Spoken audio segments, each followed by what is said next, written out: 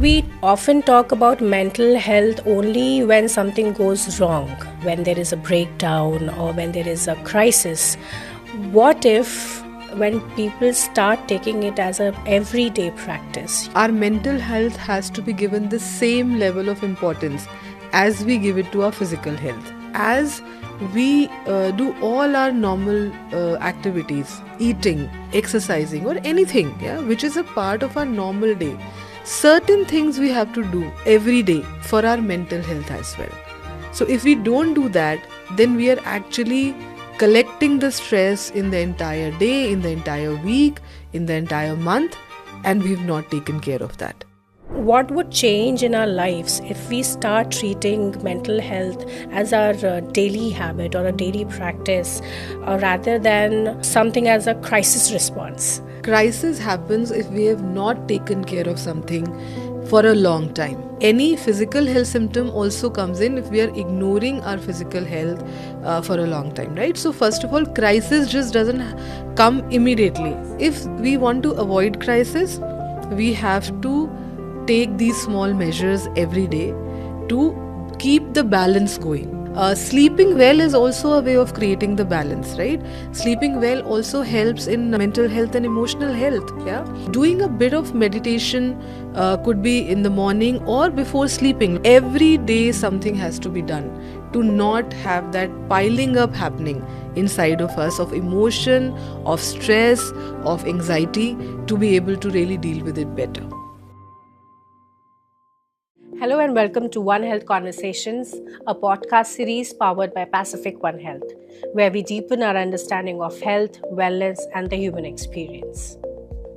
I'm Vigya Roy, and today we are exploring a powerful and deeply human topic: the invisible battle, owning our emotional reality. Mental health shapes how we think, feel, and relate every single day. Yet many of us only talk about it when we hit crisis points. What would shift if we treated mental health as a daily practice?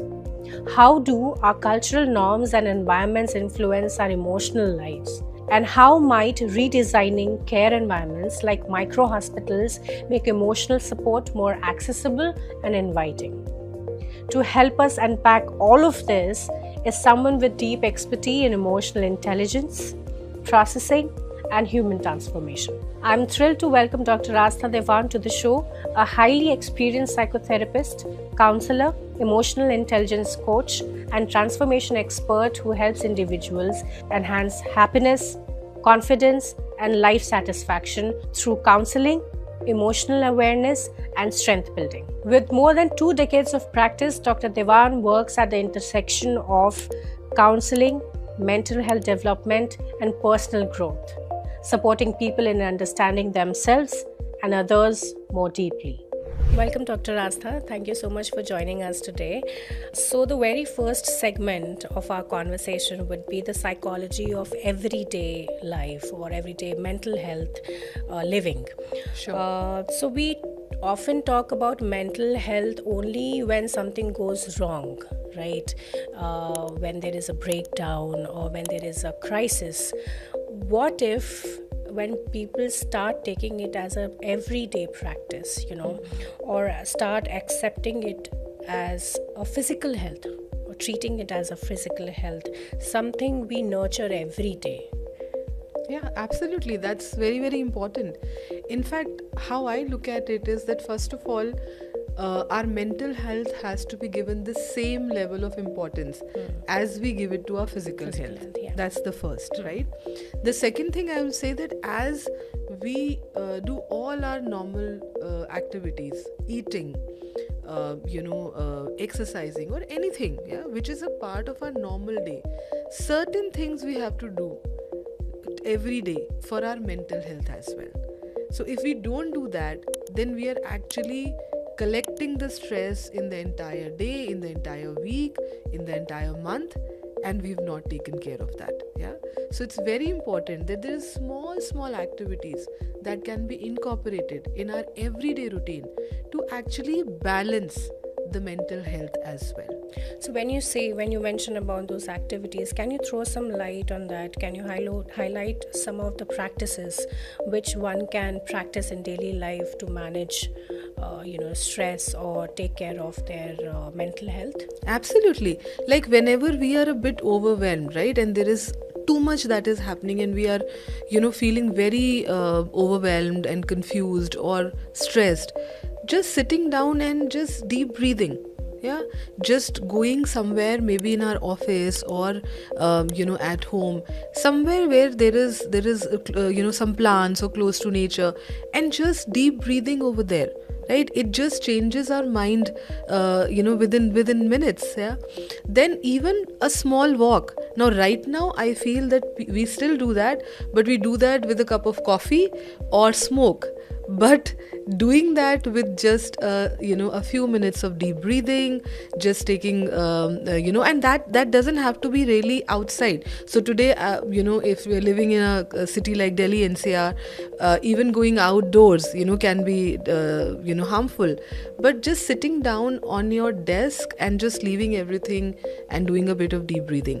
Another thing that we can do is writing in the night that what went well, a small journal writing, yeah, that what happened great today, what went well, what am I very happy about today, what have I accomplished today. It just stresses us because it tells us that today was a good day. Yeah. Also, it helps us analyze our thoughts and categorize and keep it in small boxes. Right. I've learned it from you only. Yeah. So we have to give time to our thoughts. Absolutely. And as you said that we can do that during before sleeping, during night. Also, Dr. Astha, what would change in our lives if we start treating mental health as our daily habit or a daily practice rather than something as a crisis response? Right. So, Vigya, crisis happens if we have not taken care of something for a long time. Right, crisis in mental health doesn't come if we are not ignoring it for a long time, or if we are not piling on the stress for a long time. Yeah, any physical health symptom also comes in if we are ignoring our physical health for a long time. Right. So first of all, crisis just doesn't come immediately. All of a sudden, absolutely. So if we want to avoid crisis, we have to take these small measures every day to keep the balance going, right? The word here is balance. For example, I just gave you some examples of creating that balance every day. Sleeping well is also a way of creating the balance, right? Sleeping well also helps in mental health and emotional health. Yeah, doing a bit of meditation could be in the morning or before sleeping. Lots of times we don't have time in the morning, but there are a lot of sleep meditations that are available today to sleep well, to sleep early, right, and sleep deeper, so to say, so that when we get up every day morning, we are fresh, we have de-stressed in the night, and we are fresh. Yeah, so I think if we want to avoid crisis, every day something has to be done to not have that piling up happening inside of us of emotion, of stress, of anxiety, to be able to really deal with it better. So what you're saying is that we address it at once. Yes. When we experience the haywire of our emotions, the very first moment we experience, we should address it right away, right, and not pile up. Absolutely. And not sit on it and think over it, that it changes into crisis. Absolutely. Right. So moving on to my next question, you often say that emotions are messengers, right? Yet many of us silence these emotions to appear to be strong and not weak. What do we lose when we suppress our emotions and not talk about it or not share it to anyone?